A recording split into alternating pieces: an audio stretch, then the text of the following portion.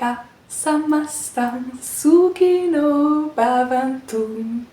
Voici le mantra, ou devrais-je dire la prière pour la paix, les bénédictions, la bienveillance et la liberté collective. Bonjour à toi et bienvenue dans cette nouvelle et joyeuse vidéo. J'espère que tu vas bien, que tu es en forme et pleine d'énergie. Aujourd'hui, nous allons parler de la signification du loka samasta sukhino bhavantu, de ses bienfaits et également des rituels associés et comment l'appliquer au quotidien. Tu vas l'adorer, le chanter et voir ce bien-être t'envelopper. Tout d'abord, le Om Loka Samasta Sukhino Bhavantu est issu du Mangala Mantra, des mantras dédiés à la paix qui vient du Rig Veda, un recueil d'hymnes sacrés datant entre 1700 et 1000 avant Jésus-Christ. Voyons ensemble sa signification.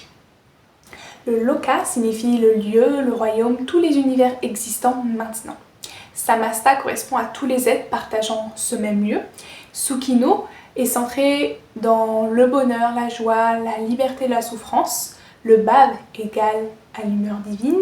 Et le Hantu est un peu comme le Amen qui correspond à qu'il en soit ainsi, qui permet de sceller le mantra. Si nous rassemblons les pièces, nous pouvons le traduire ainsi que chacun dans le monde entier soit heureux et béni, ou que tous les êtres partout soient libres et heureux, ou enfin que l'univers entier soit à jamais empli de paix, de joie, d'amour et de lumière. Ce mantra nous rappelle que nos relations avec tous les êtres et toutes les choses doivent être mutuellement bénéfiques si nous aspirons au bonheur et à la libération de la souffrance. Qu'aucun bonheur véritable et durable ne peut naître du malheur d'autrui et qu'aucune liberté véritable et durable ne peut naître de la privation de liberté.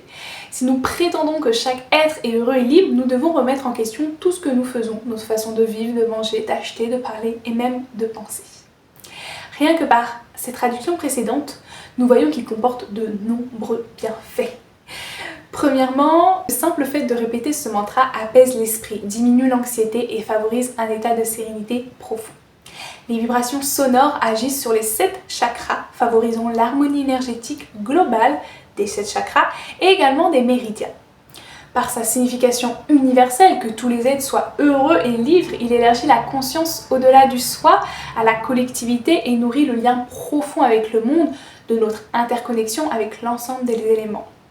Il renforce la bienveillance, la générosité, la cohésion intérieure et l'altruisme. Ce mantra incarne les bienfaits de la prière intentionnelle, qui devient un catalyseur pour soi et autrui, d'énergie ultra positive. Ça apporte ce sentiment de paix intérieure et également ce sentiment de contribuer à la collectivité, l'un des points de notre incarnation sur Terre. Le Loka incarne également des principes tels que le Ahimsa, la non-violence, et le Seva, le service désintéressé, guidant vers une transformation intérieure et extérieure et une évolution de notre taux vibratoire. Scientifiquement parlant, il a été constaté également que, suite au chantage du Loka, il y a une diminution de la tension artérielle et également un bien-être physiologique visible. Ce mantra est traditionnellement récité selon l'ancienne cadence védique. Une pratique qui perdure depuis plus de 3000 ans et qui est toujours observée aujourd'hui avec la même vénération qu'à ses débuts. Tu peux le réciter 108 fois, mentalement ou verbalement, et ce pendant 40 jours. Mais sache que le plus important est que tu le prononces autant de fois que tu peux et au moment où tu le peux tout simplement, voilà, pas forcément sur une période de 40 jours, mais plus simplement à l'année comme une bonne habitude à intégrer.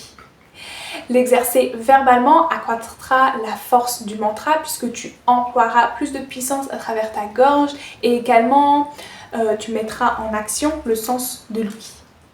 Tu peux l'exercer en méditation, lors d'une séance de sport, lorsque tu vas au travail, lorsque tu te douches ou même en balade. Toute action devient une opportunité de le chanter verbalement ou mentalement. Cela reste de ta liberté et de ton intuition. Dans tous les cas, plus tu le récites, mieux c'est, comme tous les mantras que je partage sur cette chaîne. Nous en venons à la fin de la vidéo, j'espère que tu auras apprécié autant que j'ai apprécié la tournée de transmettre ces connaissances. N'hésite pas si tu as d'autres questions à me poser ou des suggestions de contenu. En attendant une prochaine vidéo, je te souhaite une excellente journée, de prendre bien soin de toi et à bientôt!